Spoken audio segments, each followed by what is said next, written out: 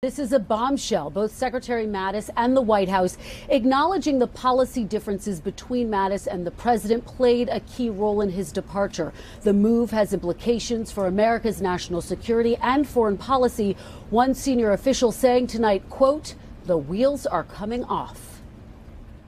He was one of my generals. Tonight, General James Mattis is on his way out. The president tweeting late tonight, General Jim Mattis will be retiring with distinction at the end of February after having served my administration as Secretary of Defense for the past 2 years.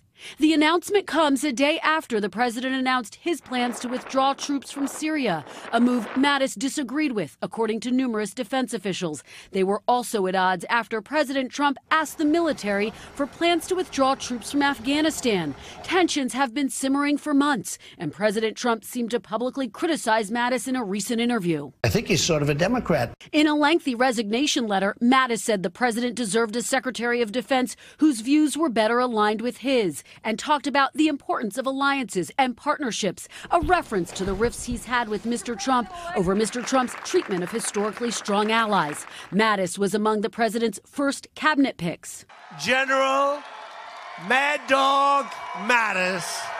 And now he joins the ranks of departed top officials within the Trump administration. The president tweeting, a new Secretary of Defense will be named shortly. Kristen Welker, NBC News, the White House. Hey, NBC News fans, thanks for checking out our YouTube channel. Subscribe by clicking on that button down here and click on any of the videos over here to watch the latest interviews, show highlights, and digital exclusives.